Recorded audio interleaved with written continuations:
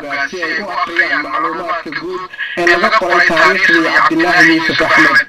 buugga ayaa waxa uu ka hadlayaa bilowgii markii madaxweynihii hore ee Soomaaliya uu ku biiray ciidamada ilaa iyo markii uu ka degay xilka intii u dhaxaysay gebi ahaanba ayaa waxaa taariikhdiisa guud ahaan looga hadlay buuggaas. dadka maanta goobta isugu yimid ee ka hadlayna waxaa ka mid ah ambassador Cabdirashiid Aadan Saad oo fikirkiisa ka dhiibanaya.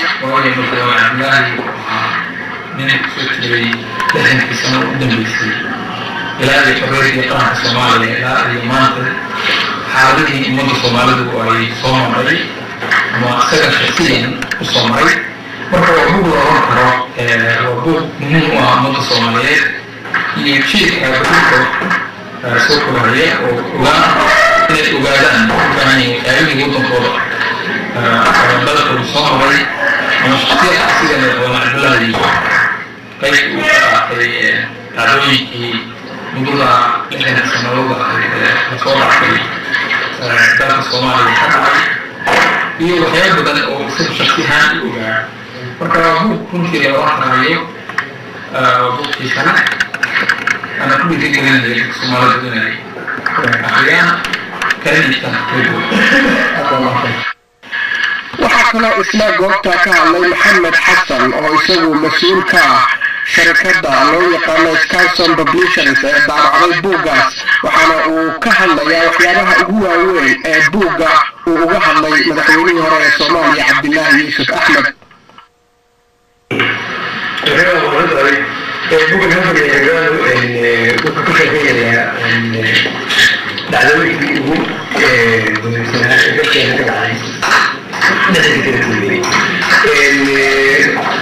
وأعتقد هذا علمي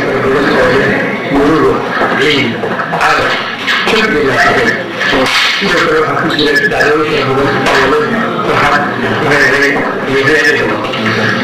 لازم احنا نجي يوم وهي حمد بن سلمى ولا تسأل يوم وشغلت يعني كتب بوجر حسن على السلام أو تدي سماه في حال في حدود الجراعي رجعت سواه لي يعني قعدت هذا الجمهور يحاول يقول أنا رجع كذا المشكور بالمشي كل الفلوس اللي تبكي قعدت لسه استطاعت بوجر ولا تناظر ولا هذا اللي ما تعمل يا يوم فاضي اللي يسأل كل حاجة أنت في جلسة والله عبد واحد يعني إن عبد واحد حاجة عليه هذا الدولة يعني يكسب sidoo kale waxaa iyana goobta ka hadlay Aadan Buryan oo ka mid ah qabanqaabada maanta ka qayb galayay furitaanka buuggan isla markaana sheegay muhiimadda ay leedahay in mararka qaarkood la kaydiyo taariikhda iyo waxyaabaha dadka Soomaalidu ay qoraan. sidoo kale isla waxaa goobta ka hadlay Cabdiweli Maxamuud Gurey oo ka mid ah mas'uuliyiinta jaaliyadda Puntland ee ku dhaqan magaalada London. أنا بقول هذا الكلام Soomaaliya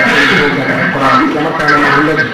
siiyay in marka qaarkood la helo qaado Soomaaliya si xaalad laga faa'iideysto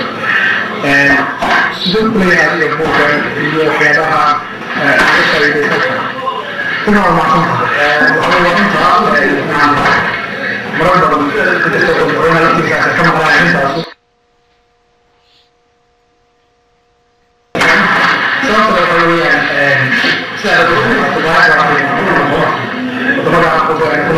سياسية الحاجة ممكن سياسية كتير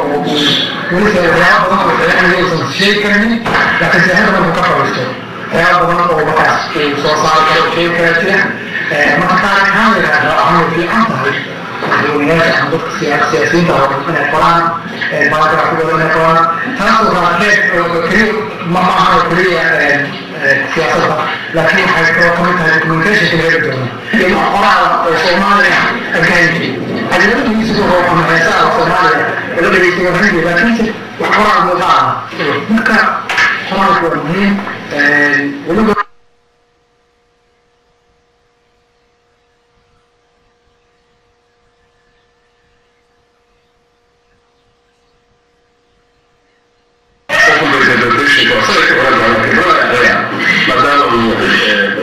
Somalia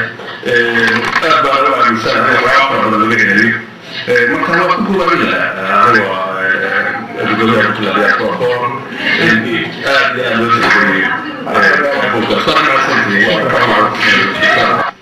buuggan loogu magac daray halgan iyo halgaamo oo inta badan laga soo sheegaya macluumaadkii madaxweynihii hore ee Soomaaliya Cabdilaahi Yuusuf Axmed ayaa lagu soo bandhigay magaalada London iyadoo furitaanka buugganna ay ka qayb galeen mas'uuliyiin kale iyo dadweynaha ku dhaqan dalka Britain